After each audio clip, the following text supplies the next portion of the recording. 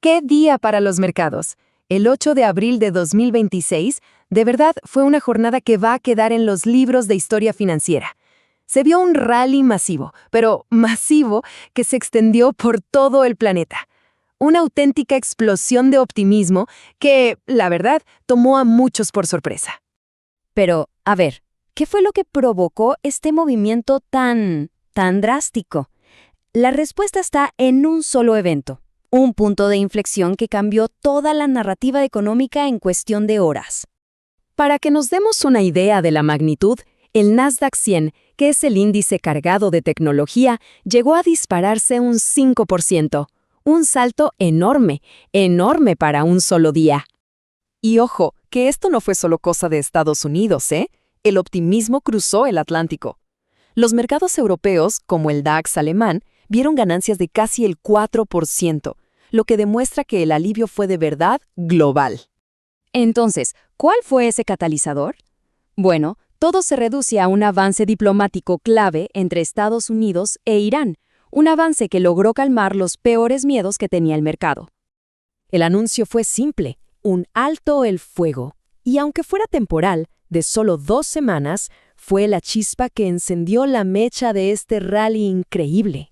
El acuerdo tuvo 2 consecuencias inmediatas. Primero, esa prima de riesgo geopolítico que tenía a todo el mundo en vilo simplemente se evaporó. Y segundo, apareció sobre la mesa la posibilidad de reabrir una de las arterias comerciales más importantes del mundo. Y no es una arteria cualquiera, ¿eh? Por el estrecho de Hormuz pasa nada más y nada menos que el 20% del suministro mundial de petróleo. Su posible cierre era una amenaza directa, clarísima, para la economía global. Ahora pasemos a ver cómo se desarrolló esto, porque la primera ficha de dominó en caer y la que lo hizo con más fuerza fue el mercado de la energía. La reacción fue brutal, inmediata y violenta. El petróleo, tanto el WTI como el Brent, se desplomó más de un 16% en una sola jornada. Una caída de proporciones históricas de verdad.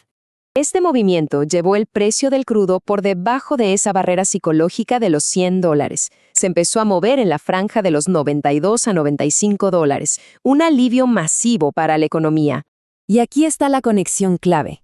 Para el mercado, una caída tan drástica del petróleo significa un respiro inmediato para la inflación. Y eso, a su vez, le quita presión a los bancos centrales para que sigan endureciendo sus políticas. Claro, este shock en el precio del petróleo creó una división muy clara en el mercado de acciones. Hubo ganadores y perdedores muy bien definidos. Miren qué clara la división. Las aerolíneas, que son grandes consumidoras de combustible, se dispararon un 7%. El sector tecnológico, siempre sensible al crecimiento económico, subió un 5%. Pero en el otro extremo, las empresas de energía se hundieron hasta un 9%. Entre los ganadores, pues claro, estaban las aerolíneas como American y Delta. También los gigantes tecnológicos y empresas de consumo que se benefician de costos de transporte más bajos.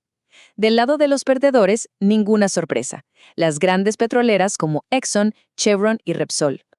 Pero el impacto no se quedó solo en las acciones. El efecto dominó se sintió, de verdad, en todos los rincones del sistema financiero. Para medir el pulso del sentimiento del mercado, hay que mirar el índice VIX. Es bastante simple. Si el VIX baja, el miedo disminuye y la confianza aumenta. Y ese día, el VIX se desplomó más de un 20%. Esa es una señal inequívoca, clarísima, de que el apetito por el riesgo había vuelto, y con fuerza. Es lo que se conoce como sentimiento risk-on. Los inversores se sienten más seguros y están dispuestos a comprar activos más volátiles. Al mismo tiempo, el dinero empezó a salir de los famosos refugios seguros, como son los bonos del tesoro o el dólar. Y cuando estos activos se debilitan, el capital suele fluir hacia mercados con mayor potencial, como por ejemplo los emergentes. Ahora bien, a pesar de toda esta euforia, los analistas introducen una nota de cautela muy importante que no podemos pasar por alto. Esta cita de uno de los informes de ese día resume perfectamente el cambio de mentalidad. El mercado pasó de temer a una crisis de estanflación a celebrar un respiro gracias a la diplomacia. Pero aquí está la advertencia clave.